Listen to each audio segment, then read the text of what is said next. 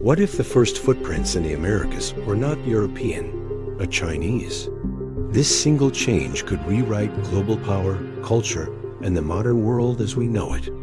The story of our world is often told as a story of the West, of European voyages crossing the Atlantic, forever altering the destiny of two continents. But what if the first ships to arrive weren't caravels from Spain, but colossal treasure ships from Ming China? What if the world was first connected not from the West, but from the East? The year is 1421. While Europe is just emerging from the Middle Ages, Ming Dynasty China stands as the undisputed superpower of the world. Its navy is unparalleled, a fleet of hundreds of massive treasure ships, or Baoshuan, that dwarf anything afloat in Europe. These floating cities, some over 400 feet long, are commanded by the legendary Admiral Zheng He. Under the Yongle Emperor, these fleets embarked on 7 epic expeditions, projecting Chinese power across the Indian Ocean, from Southeast Asia to the coast of Africa. They collected tribute, established trade, and mapped the known world with astonishing precision. But in our history, the voyages stopped. Conservative factions at court gained influence. The emperor died, and China turned inward, dismantling its grand fleet and burning the records of its journeys. The age of exploration was over before it had truly begun. But in this timeline, the story is different. The political winds in Beijing shift just slightly.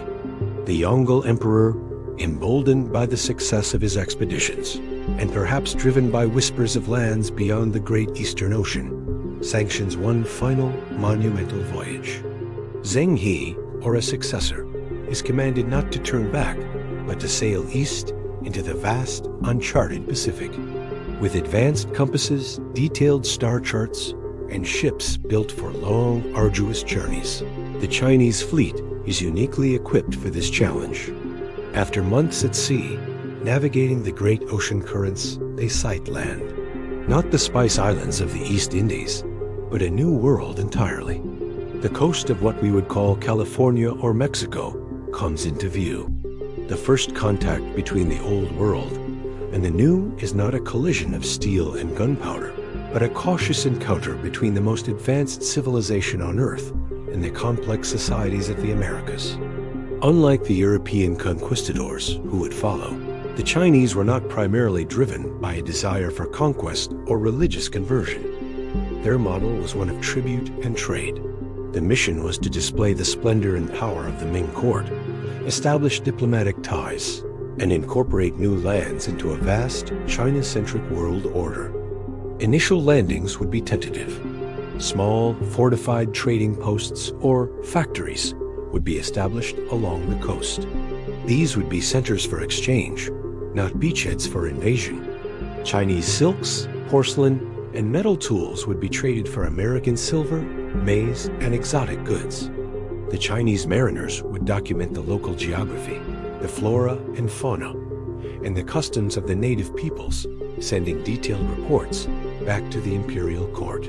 For the indigenous civilizations, like the Aztec or the Inca, the arrival of the Chinese would be a world-altering event, but not an apocalypse.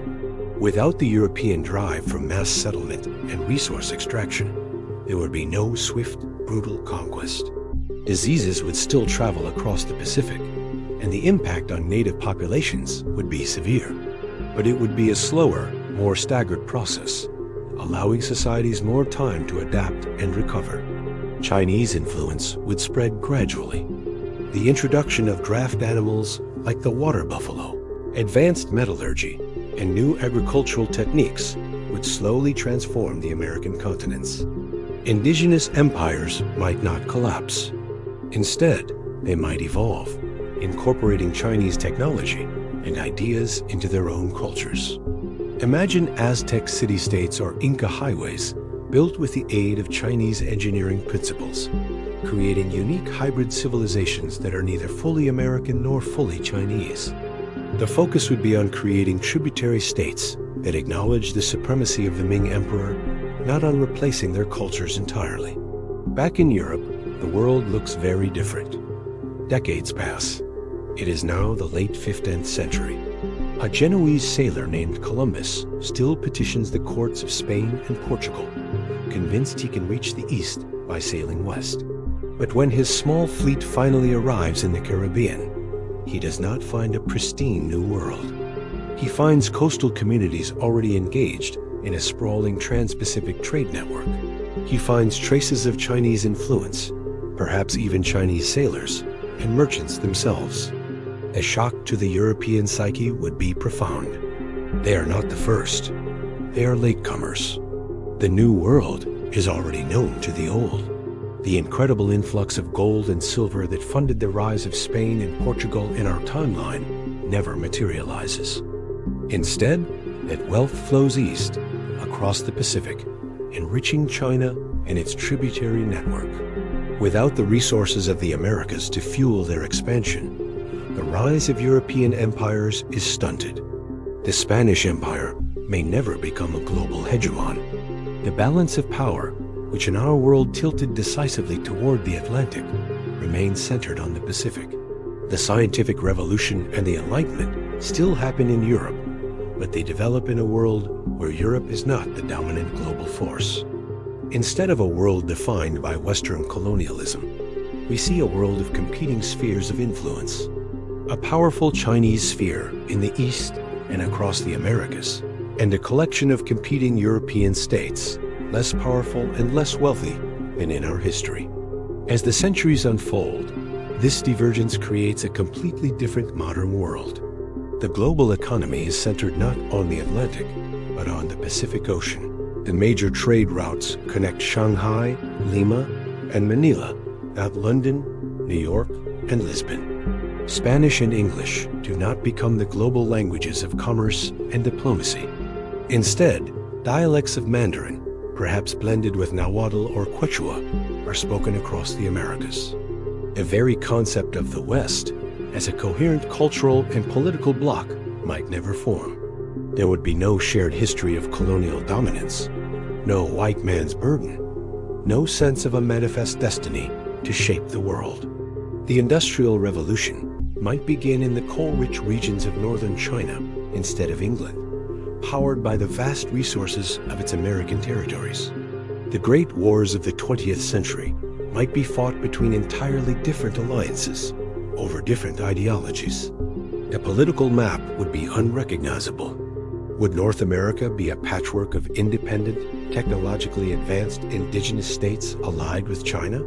Would South America be a blend of Incan and Chinese imperial traditions? We are left with a world connected by different threads, a tapestry woven with different colors. It is a world where the historical narrative is not one of Western ascendancy, but of Eastern primacy. It forces us to question the very foundations of our modern identity, economics, and power structures. It is impossible to know for sure what this world would look like, but it is a powerful reminder that history is not a straight line. It is a series of choices, accidents, and turning points. A single ship turning east instead of west could have led us to a present that is almost unimaginable. If the world was connected from the east instead of the west, who would be in control today? The answer remains lost in the currents of an ocean that was never crossed. Thanks for watching. If you enjoy exploring the great what if history, consider subscribing and joining our journey into the worlds that might have been.